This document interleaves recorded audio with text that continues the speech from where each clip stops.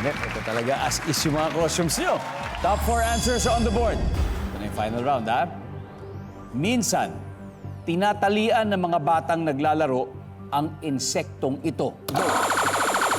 JJ. Sa lagubang?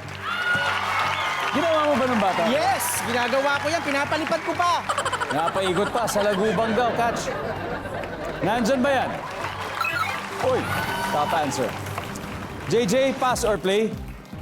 Play. Play? Play daw. Okay, let's do it. Final round. Guys, minsan tinatalian ng mga bata. Yung mga batang naglalaro ang insektong ito. Gagamba. Gagamba. May sa lagubang, meron bang gagamba? Wala. Ang gagamba kasi ay hindi siya insekto. Isa siyang arachnid. Di ba, na may 8 paa. Anyway, Papa Gio, minsan tinatalian ng mga batang naglalaro ang insektong ito. Totobe? Tutubi. Saan ba tinatalian yung tutubi? Pwede. Sa buntot, di ba?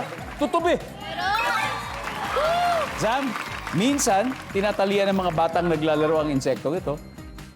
I think pwedeng butterfly. Na-try mo yan. Hindi po, pero if makahuli, sige. Butterfly, sabi. Nandiyan ba yan? Yup. O, isa na lang, JJ. Mukhang nung bata ka, mukhang mahilig ka maglaro sa kalye. Kailan ka pinanganak? 80s. 80s, mga batang 80s tayo. Wala pa namang gadgets noon. Yes. Diba? Tama Yung po, laro sir. talaga natin, mga ganun. So, tinatalian ng mga batang naglalaro ang insektong ito. Ano kaya? Ipis?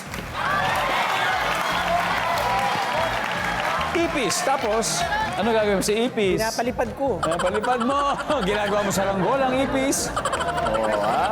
Pero paalala lang, ha? Kahit anong insekto, wag po natin gagawin yan. Hahayaan lang po natin ang mga insekto. Okay? Okay. Nandyan ba ang ipis? Wala! Wala! Wala! Wala! Wala! Wala! Wala!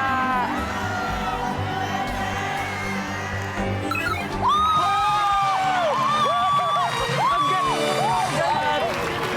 May ipis nga! Dahil dyan ang final score, Team Raqueteros, 476. Honor of Kings, 96 points. Maraming salamat, Liza. Thank you very much, Kenji. Thank you, Mayuri. Maraming salamat. And Cash, thank you very much. Palakpakan po natin sila. At mag-uuwi pa rin sila ng 50,000 pesos. Thank you.